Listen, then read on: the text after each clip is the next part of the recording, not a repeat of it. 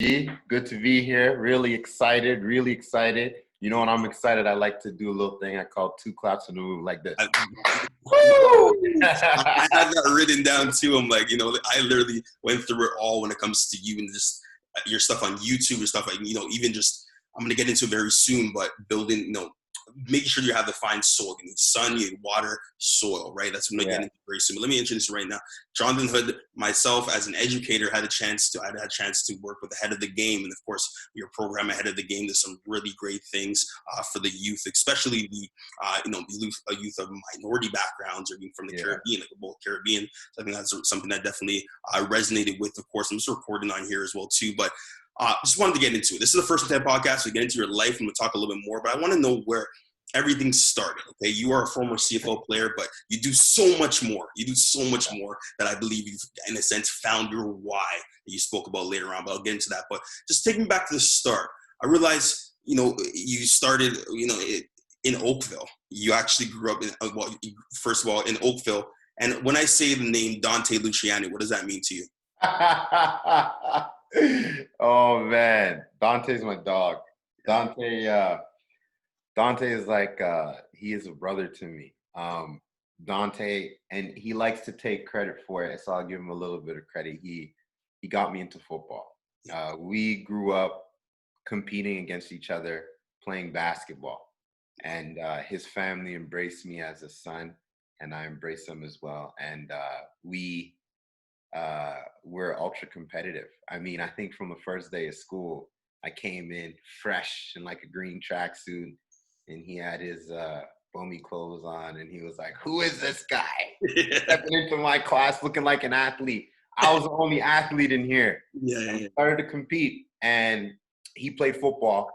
He played in one of the leagues for Burlington team, and he was really good. He was a phenomenal player, and I wanted to play, but couldn't really afford. My mom couldn't really afford to put me in. So at that time, I just got to watch. And it wasn't until high school, I changed high schools and then got on the team. And my first scrimmage was against his team. And I was playing running back. I think I scored 1 or 2 touchdowns and we ended up winning. And it was pretty special because then later on, we both got drafted to the same team. So we lived right beside each other. It was pretty special too. Man, we've grown up together. He's inspired me to play, and now that he's a teacher, he's in education, we bounce a lot of ideas off of each other, and continue to grow. That's awesome. That's crazy. Once again, when you grow, of course you. First of all, I started playing football, I believe, when you were grade 4 with Dante Luciani, of course. No. See, when we were younger, I was playing basketball. I didn't start football till high school. High school, okay, perfect. And that's Father Michael Gates when you moved to Mississauga. Father Michael Gates, of course, play with Henok Mwambo as well, too. But you spoke about this in one of your motivational speeches. You said, of course, you have to feel comfortable and you want to feel like you belonged, right? It's obviously a great day to always have a great day. There's so many different monikers that you want, and I made sure to get it all because, of course, I remember you speaking to the youth as well, too. But going through those schools earlier on, and, of course, landing in Mississauga at Father Michael Gates, you said you had a lot of energy, and you wanted to put it out there. There's something, you're getting into a lot of trouble. Then you moved to Mississauga and Father Michael Gates. With the Gators, I believe. Which teacher? You spoke about the teachers that actually cared about you, and that speaks volumes to me. But which teacher and exactly at which point do you believe like this is where I belong? This is where I want to start growing. You let me know how you felt about that, man. Yeah. So, man, BG, you did your homework. I haven't revisited some of these things in a while. When I started at public school at TL Kennedy, and as you were saying, I had a lot of energy, but the thing is that having all that energy without a proper outlet got me in trouble a lot. So it's like a seed. A seed needs soil, water, and sun to grow. And I wasn't a bad seed. I was just in the wrong soil. If I put a mango seed outside in my backyard, it's not going to grow. Not because the seed is bad, it's just the environment. The soil's not the best. So I got kicked out of that school actually, and they didn't really want to let me into the other schools in the area. And finally, my mom bought me the uniform, took me to Father Gates, and she sat there basically until they enrolled me in classes. They were actually over capacity, but she was budget. Yeah. And while I was there, definitely was a positive environment, as you spoke. Enoch Mwamba, Koshi Mwamba, Andrew Nicholson played in the NBA. They'll play there, of course, too, later on. Yeah, Toot Rock played basketball overseas. He was CIS Rookie of the Year. Andre Clark and his younger brother, Greg Voigt. There's a ton of guys. David Tyndale, he runs camps. Like, there's a lot of is it Jessica Roque was coaching with the Spurs. Like, it's crazy. And I really attribute it to the environment. We had guys like Gary Waterman right now. He's the head coach out east at St. FX. Sam Papa Constantino, he's coaching at a private school now. Terry Texera, who's retired. I remember for me, one lady, Miss Tindorf, she was American. And, Lenny Francisi, like, the list goes on. These guys just kind of embraced us, not just as students and not just as athletes, but as young people. And for me, near my last years in high school, my father was really sick. He had cancer, and he ended up passing away. But the amazing thing about that group was that everybody in the school rallied around me. And it was crazy. I was overwhelmed. Like, when we had the funeral, and we had like 50 guys in like football uniforms come. Like, in the summertime, when I came back home, one guy, his father, one of our coaches, his father had a father-in-law at a restaurant he managed. He hired me. Like, it's just so much love. Like, you can't help but grow in an environment like that with so much sun and so much being poured into you. So a lot of my success I attribute to that, and that's what led me into getting into mentoring. We were always thinking about what we could do to give back. Like, we're pro players, we speak at different events, kids love hearing from us, and so we started some football camps, some fundamental camps, because we were like, we've got some talent up here, but we don't start as early as down south, and we don't.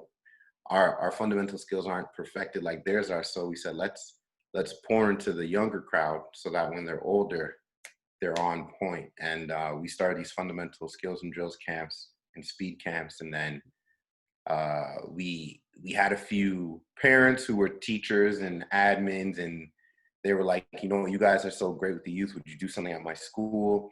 And then we were doing that. And then one of my mentors, who's a principal, he was like, you know what, you should do something that's like lasting, like seriously impactful, like something that's a constant. So we created this program and started as 12 weeks, and it ended up at some schools and some groups were there all year round. It's a lunchtime or after school program, and turned that into, it kind of just blew up, right? Just watered those seeds, and we turned it into a not-for-profit group. So we're pretty blessed to be heavily sponsored, so we can accept money and donations from private foundations, private organizations, and disperse it into areas where it's needed.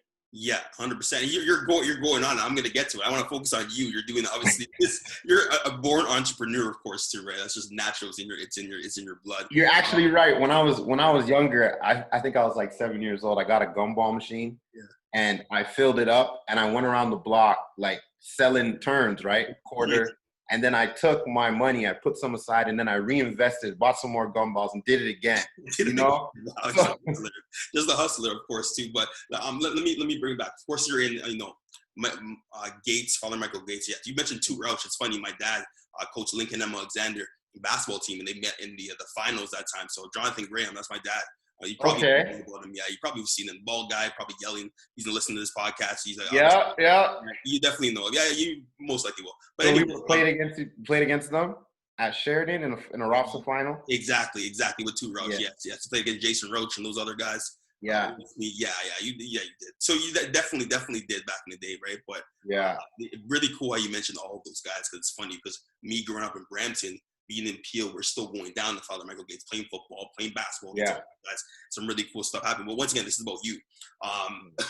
Behind you, obviously, that you see them, Bob Marr. There's so much I can say to you, but your motivational speaking has definitely spoke volumes to me, to a lot of people, of course, because you did have to endure a lot, obviously, as a younger child, and then channeling your aggression, channeling your energy into going to college at St. FX. And I was just watching some game tape when you're Ant-Man, you're a hype, you're Yeah. on the backfield, you're playing DB, you're doing everything, and of course getting drafted to the Edmonton Eskimos with Luciani, and of course coming back.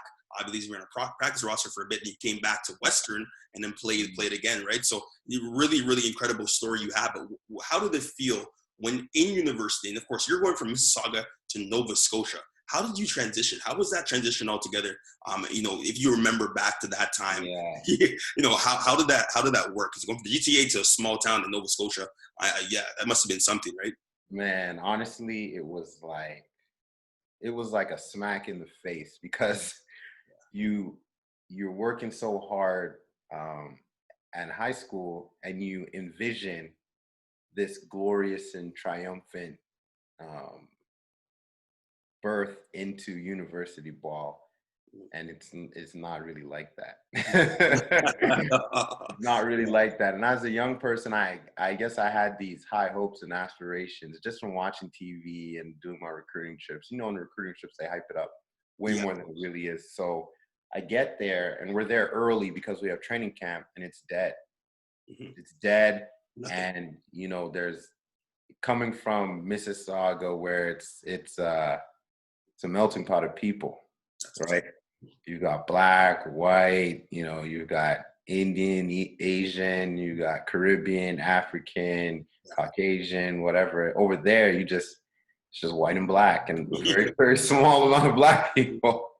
So I didn't really, it wasn't until then when I really, really felt it. I noticed it in other times, especially growing up in Oakville. I was the only black kid in my school, but there it was different because it was so small.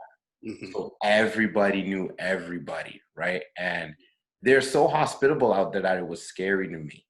Oh, so nice to meet you. If you ever want to come over for a meal, come over. I'm like, why would I want to come to your house? Like, what are these people trying to do? Kidnap me?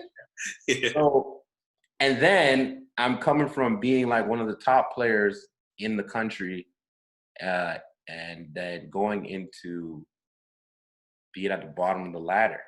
So and at that time, there was no age kind of barrier. So there was guys who were like pushing 30 playing, right? So I'm 18 years old, and there's like some grown men with kids in the league, in the CIS, it was called at the time. So it was really humbling. And I called my mom, and I was probably crying like a little baby, and was like, I hate it here. I want to come home. And I on top of that, I had a really bad exit. I actually be careful with your words there, but this is just a testament to, like, young people. You make mistakes, but you can go and overcome and make something. Something greater could come in it. But I got in a really bad car accident the night before, the morning I was supposed to leave. I think I was hanging out with my friends, and I was like, took somebody home, like was driving them home, was gonna come back. But I wasn't supposed to be driving. I wasn't supposed to be driving that car, and it got into this like freak accident, totaled the Jeep, and my mom actually didn't let me go. She said, "You said go to your room."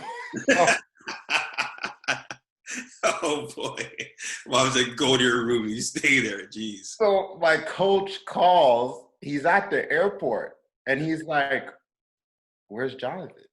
Oh man. And so my mom is like, he's not coming anymore. Wow. And then maybe like 3 or 4 days later, she allowed me to go. That is great. So I go, and then I'm like, I don't like it. And I call her, and she's like, look, you made the decision to go there. You're going to stick with your decision. If it's really that bad at Christmas time when you come home, then you stay home. And then and we were really bad. I think we had a losing record the first 2 years I was there, and then we really shifted the program, turned the program around. But yeah, it was really tough, and I didn't want to stick it out at first, but I did it. And one of the keys, I found a really, really good support group. Yeah. Some guys from all over Ontario, guys from the Caribbean, and we really came together.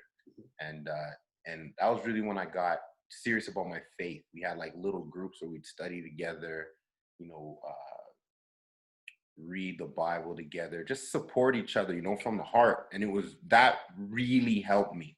And then I started to embrace the community, embrace the profs, like everybody. It's such a small place, right?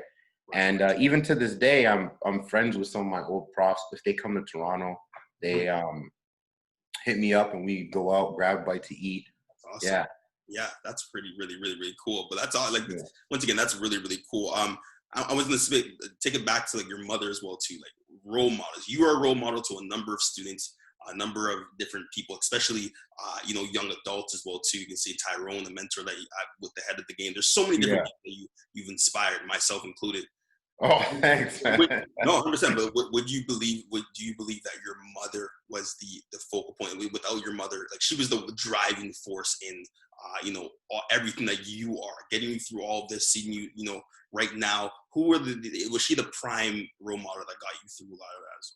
I think everybody kind of plays a role in my life. It's kind of like a football team. Right. You know, you like sometimes you may hear about a quarterback and that's all you hear about. But there are other people on the team who play a critical role in the success of the team.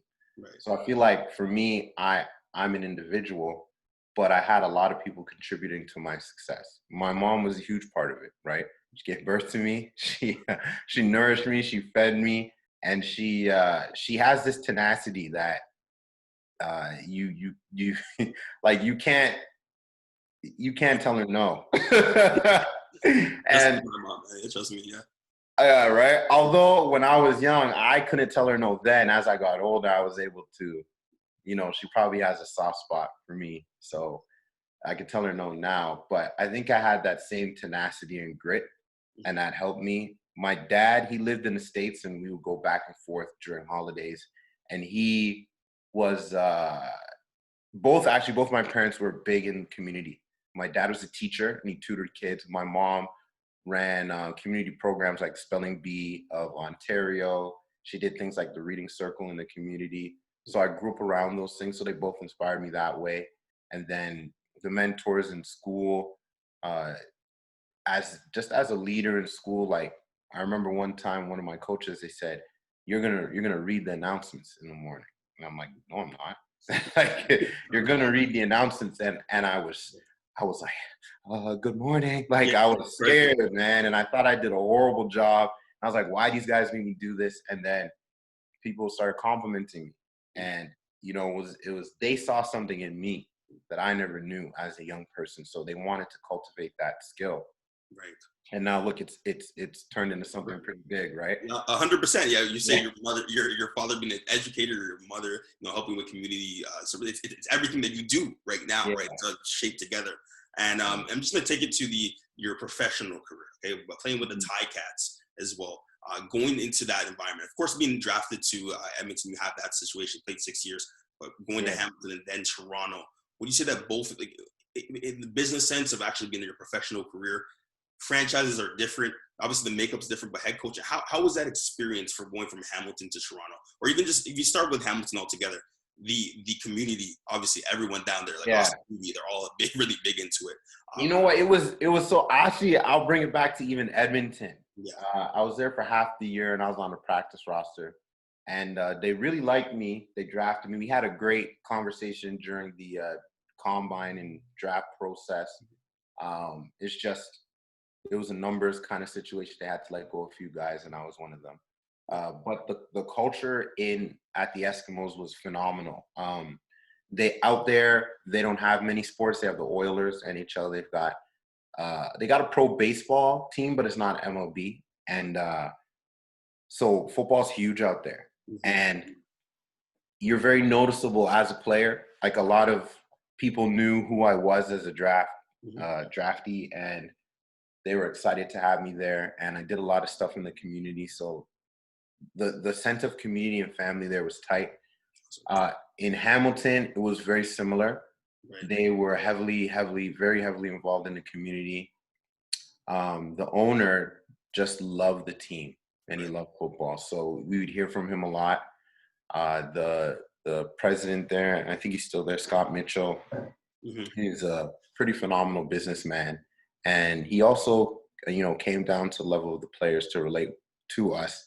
And just the way that the team was put together, we had a real strong brotherhood, really strong. And I think I entered that team in a time when they were beginning a rebuild. So I was part of the beginning, or maybe phase 2 of that rebuild, and we grew together. It was unfortunate we never won a championship, but we were a really tight group, and I'm very close friends with a lot of guys from there. Being in Toronto, the main difference was I was added to a brotherhood. They had just won a Grey Cup, and I knew a lot of the guys on the team. Right, of course. And so, Hamilton, Toronto rivalry, we're out there jaw-jacking every time and, battling it out. And then now I'm with them. So I was added, and I think I was a pretty good addition. I had some good times over there, played well. And then one of the other differences, though, was the environment in terms of the physical environment. Like in Hamilton, we had our own stadium, our own facility to work out, and we had it. Same with Edmonton. There's like a community gym, but it was right there. Like we have everything right here. With the Argos, we were in a portable. We were at UTM campus. We used their gym, so it was different that way. But the guys, phenomenal guys, great mix of older and younger guys. And but it did make a difference not having a real home. And my hat goes off to them for that Grey Cup they won before I got there, because that's significant resilience to be kind of a nomad and still band together and win. Yeah. So I remember that. Then I didn't I think I wasn't there when they got the new stadium. I'm trying to remember if I played in the new stadium. I'm not too sure. When I wasn't there when MLSE took over the team. So it was I talked to guys now, and I think they like the way the setup is now. It's pretty good. And then being in the big city. So in Hamilton, there are certain areas where you go where, they know the Ticats. Hamilton, they're diehard fans. Again, there's not too much competition. There is an OHL team out there. But in Toronto, it's a bigger market. You've got NHL, you've got NBA. They've even had talks about having an NFL team. So it's different being in the public. Of course. Yeah, so those are some major differences between the groups. That's awesome. And I remember you even saying that you had to channel it, even from as being a young man, channel your aggression, the fact that you love to compete. So everywhere you went, that was your drive, man. You're a monster in the service system stuff. You're really good. In fact, making it there, obviously, it's a little bit different. Do you sense that even being a Canadian player played, you're not overlooked in a sense, but you are a part of the Canadian number? Do you find that some of your American American compadres, American teammates were not looking at you differently, but kind of being like, yo, you probably have an upper hand because you are Canadian. They need, to fulfill the Canadian numbers? Yeah, for sure. For sure. And it's interesting because it kind of messes with your identity, because, like I had a guy say to me one time, it's like, "You're Canadian? I didn't know you're Canadian." Exactly. And am I supposed to take that as a compliment or as a disrespect, Disrespect. So I feel like they automatically, they're like, their American players are better. What a lot of people don't see is that I love NCAA college football, but the game is totally different. Super different. There are guys who dominated, like utterly dominated in NCAA, and it is extremely difficult for them to adjust to the speed and the even the size of the field. Right. And the speed difference is our play clock is way faster. So you're on. Like I played against guys in a preseason game. They're like, they got oxygen tanks on the side. I'm like, bro, you gonna work out, right? They're not ready, yeah. Yeah. And then because of the width of the field, the reads are different, and your lateral speed and endurance has to be much better or much different. I won't say better or worse, just different. So it's almost a different sport altogether. So I guess you gotta just be like, you know what, to understand the differences of the game and understand that, yeah, you know, many players are going to think they're the best, and they'll find reasons to validate why they should be playing, even if they don't make plays or even if they make bad plays. They're going to find a way to validate, whether they're saying you're Canadian, you know, you're black, I'm not, or whatever. You're whatever it is. So I think the bias was there, in maybe overall may have been there, but for me, I kind of just stayed in my lane, don't really listen to that stuff, and play ball. Just play ball. It's so funny that I had Matt Coates, a former wide receiver for the Winnipeg Blue Bombers and Ticats, and he even told me the same thing. He's like, they're like, yo, you're Canadian? And it's like, how do I look at that, right? And I have Adrian Tracy, who's former Super Bowl champion, plays obviously for the Ticats and now Montreal Alouettes, and he's like, I just came here to show that I can play back in the States, and then I end up being here, and he loved it. Like he actually loved Hamilton, loved what it was. So it's so interesting seeing different perspectives from different players. But when I say this name, Pinball Clements, what does that mean to you? Wow. You're a good interviewer, man. Jeez, you're like pulling out all the stops here. Yeah.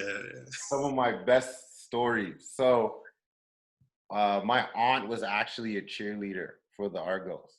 And so when I was young, I would watch Argo games, and they have like a friends and family or fans mingle after the games. And so I would go, and I met Pinball and, you know, Rocket Ishmael, a ton of the guys who were playing. And it was just like, wow.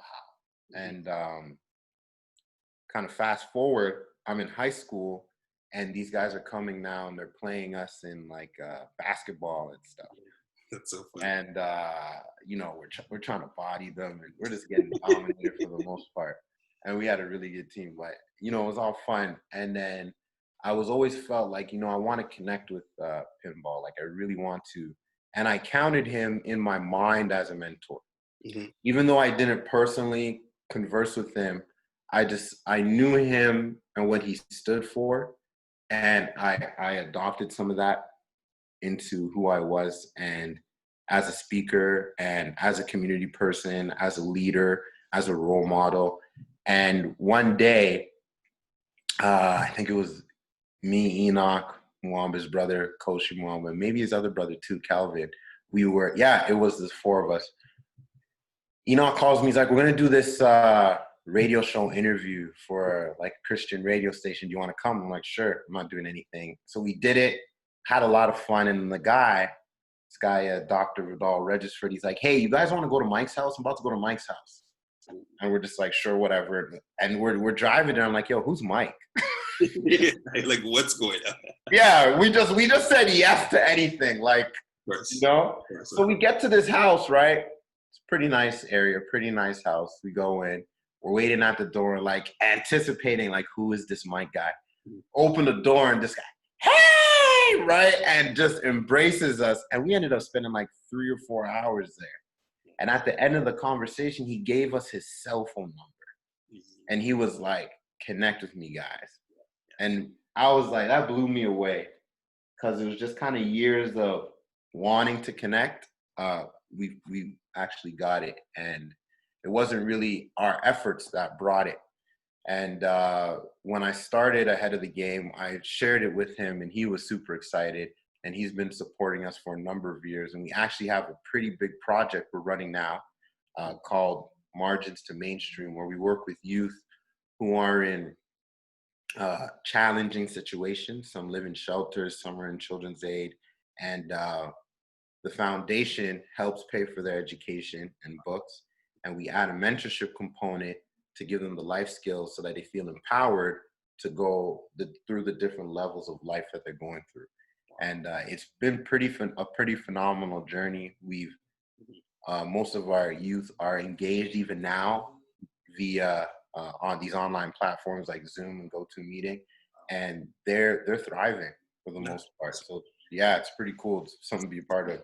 He's had a really big role throughout, and I'm gonna say this too. Another person that probably played a role, Earl Nightingale. All right, Acres of Diamond. Of course, Acres of Diamond. We have to dig it up, and I think what you do with the head of the game is you have students, and once again, for all the listeners, myself being a high school educator, had a chance to actually partake in being a volunteer for We Rise, and gathering not marginalized youth, but black youth, black male youth, and having them come in to be in a mentorship program that you obviously had. It's what you created as a youth mentor altogether, and I'm so glad that through education we linked up there.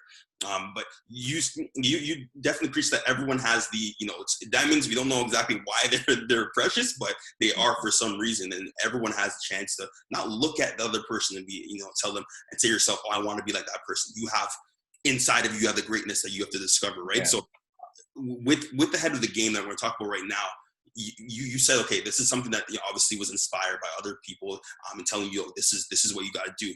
Is this your why? Is this still your why going forward? And are you fulfilling your purpose with ahead of the game altogether? Yeah, I definitely feel like I'm fulfilling my purpose. And one of the main reasons is because I can't really get away from it. I'm a certified leadership coach, and I was building the coaching business, and it was going really well. And it was a very profitable business. And I was like, okay, I want to stop doing the mentoring and do coaching. It's very similar, but I was just working with a corporate crowd. And I prayed about it, and it was like, all right, you know what, it's time to walk away. But then it kept coming back. I kept getting calls. And then I got one of my good friends who helped set it up in the beginning, and he ran it. But then he moved here with his wife from California, but then it's cold and it's dark and they didn't like it. So they had to move back. So I had to jump back in and get back in it. And then I realized, like, I'm supposed to be here. Right. I was like, I'm not going to run from it anymore. I'm supposed to be here. Wow. But I think, and this is part of the journey with Ahead of the Game. As you facilitating the sessions help you learn, and you learn more about yourself, and you learn who you are, what gifts, what talents, what strengths you have. And then we figure out what is your purpose. And your purpose can be in a given situation, or it could be overall. And from what I've been observing, like you said, being a role model, like I didn't wake up and say, I want to be a role model for youth, so I'm going to do X, Y, Z. It because of what's in me, it naturally happens. And I kind of irks me when people say, like, a lot of speakers say, create yourself. You could be anything or anyone. That's not true, right? There is fundamental things inside of you. As you go through life, you're realizing who you are. Absolutely. Right? You're realizing it more and more. And if you really take note and observe, like we do in our activities, our worksheets and stuff, then you see who you really are. You become confident in who you are. Then you can see, all right, I have all this in me. How can I use it for the greater good or for a better purpose? And really, that's my why, just because I believe that's what I'm here for, right? And if that's your reason, kind of going back to football, if I'm here, I was really good in special teams. And it's like, if I'm here to be on special teams, I'm going to put everything into special teams. I'm going to dominate it. If I'm here to be a receiver, I'm catching every ball that comes my way, I'm going to dominate. If I'm here to block every play, I'm going to do that. And it's easy to see how your one little job can make a huge difference. And that's your purpose in the game and in the team. And then now in life, my job, like, it seems like I do a lot, but it's not like strenuous to me. It's not I don't feel like I've been put through the ringer. I don't feel like it's hard. I love learning. I love growing. I love talking to youth. I love finding new ways to break them out of their shell, and it just comes. So I'm not out here slaving, right? And you shouldn't be, right? You should be doing things that you're good at, what you love, and what you want to improve at. Absolutely, and it's really cool what you said. There about you don't just whatever you're good at, you just do it because you feel like you should be doing it. No, you learn about yourself throughout life, and then you build on that, you cultivate that, and of course that's what your purpose really is. And that's a great point you made there. I didn't even get a chance to talk to you about this, but during quarantine, you said you're doing a program with, obviously helping marginalized youth get through. But is that all you've been doing through? And how have you been navigating through this, through this time? How have you navigating through, of course, this quarantine, man? Like, how has it been so far? It's been busy. I thought I was busy before because I'd have to drive to a site, run a program, give a presentation, do this, do that. But now it's almost as if I thought I would have more time. And because of the population we work with, now adding another layer of adversity is tough for many. So it's been busy. Recently, it's cooled down. So I also teach. I teach at Guelph Humber University and Humber College. My alma mater. There we go. And we had a trip planned to New Zealand that I was running. And I would actually be in New Zealand right now. Wow, that's what you're doing. You're doing the First and 10 podcast interview right now, right? So it's great, yeah. Great. There we go. Yeah. But I do a lot, especially because of my passion for youth. I do a lot within the school. Yes. And so I was teaching. We were finishing our teaching, our semester. We were finishing that during the isolation, okay. And then this guy's not quitting. It's all good. And then at the same time I'm doing my PhD. Right. Yes. So that doesn't really change too much because I do a lot of reading and writing on my own. Mm-hmm. But teaching, PhD, I work with families with who are having difficulties with their kids as well. And then with our groups, and the groups were like, okay, what do we do? Do we stop programming? Do we continue online? What do we do? Mm-hmm. So all of these different things were thrown into the mix at once. Wow. So just trying to sort it out and then kind of stay sane because you're home. Now, what do? I like to cook. So I'm like, all right, I'm going to save some money. I'm not out eating out. Let me cook. I like to work out. Let me get my workouts in. And it was just like, I didn't really take some time to take a step back. And then I think week 3 or 4, I started taking some time for myself. I'll show you a couple things I've done. Probably going on Instagram. There you go. A little show and tell. I've done some painting. Wow. Okay. There we go. Okay. Yeah. Looks like Hawaii for me. Okay. Wow. Yeah. I've done, I really like puzzles. Yes. I'm actually doing one right now. I do 1,000-piece puzzles. Holy, what? Yeah. 1,000-piece? Yeah. Easy. Takes about like 8 hours to do. And, spend some inward time. And now I'm getting a better hang of it. So it's better to navigate through it for me. Mm-hmm. I do a lot of cooking and stuff. Cooking to me is a creative thing, kind of release those creative juices. So within our groups, we do paint nights. This Wednesday we're supposed to have a cooking night with a pretty renowned celebrity chef. I forget his name. Mm-hmm. Not Bobby Flay. Pardon me? Not Bobby Flay? No, not Bobby. If you know him, give me his number. I think it's Chef Corbin. Okay. Chef Corbin. Yeah. So we've been promoting that kind of stuff, and what's happening is we're finding that we get a lot of engagement. Young people just feel like de-stressed. Of course. Because if you look at it from when we're young, we're taught perform. Mm-hmm. And I understand it, but I've come to realize that that's not the best thing to put first. Mm-hmm. And even I played with some like pretty phenomenal players. Of course.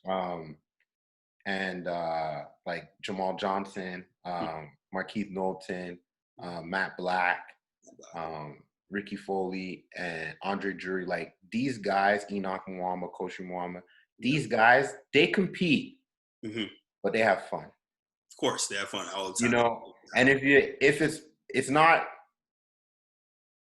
goal first, it's like, I'm gonna do me. I'm gonna express my creativity. I'm gonna work within the parameters of my role, and I'm just gonna dominate as much as I can. And sometimes they get beat, like everybody else. But they get beat. They get up. They laugh it off. They shake it off, and they're excited to go for the next play. That's so important for youth as well too. That knock themselves down so much. Rather than like picking themselves up and be like, hey, it's okay to fail. It's okay not to be perfect. You got to keep going. I think that's what we do with education as well too, man. But Gulf Humber, I went to media studies at Gulf Humber. So whatever you're doing, that's awesome, because that propelled me obviously to get into education later on after, because of course the first passion was doing interviews, was being in sports and media, right? So man, really appreciate you having me on ahead of the game. But right now, going forward, once quarantine is over, do you foresee even all of this stuff happen, all the stuff that you do right now continuing to elevate? Like I would love to have you at my school coming in soon, but we'll see how that goes. 100%. We everything, and that's what you got to do. You build the foundation and you just keep building. Of course. And so we're always looking at different ways to increase. So I've got friends in different sectors. We're working on an app. We are, now that we've seen the effect we could have on online programs, we're doing a few programs for the public. I have a few programs on kind of figuring out your career later on, because that could be daunting for young people. Of course. Those are both in high school or even college or university. And just to like relieve some of that anxiety people feel to perform or to have it all figured out. Like I never really had it figured out. I like football and I played it. It opened a lot of doors, right? Of course. So, being able to alleviate some of that stress and kind of elevate creativity, love, and passion, I think will help people move forward and achieve what they want to achieve. So we have a ton of things coming out down the pipeline. You could follow Ahead of the Game program on Instagram, jhood401 on Instagram, websites jonathanhood.ca, aheadofthegame.ca. And you know what, like, if you got a story you want to share, whatever, just reach out. Have a ton of people reaching out all the time and doing amazing things. There we go, right there. Of course, that's Jonathan. I was just about to give out your socials, but you're a professional at this. You just did it yourself, right? Go to jonathanhood.ca, of course, Ahead of the Game on Instagram, jhood41. Make sure you do it, man. Once again, continue to keep doing it, because I like down the line, I still want to have you in the studio so we can talk like this and do more. But inspired me, and I'm pretty sure with this interview will inspire a lot more people, man. But really appreciate you having me on. Thank you for coming on this first attempt. Thank you for having me. It was a lot of fun, man. It was great. One of the best ones I've ever done. Oh, there we go. That's awesome. But once again, I'm Brandon Graham, your host for the First Attempt podcast. Keep balling.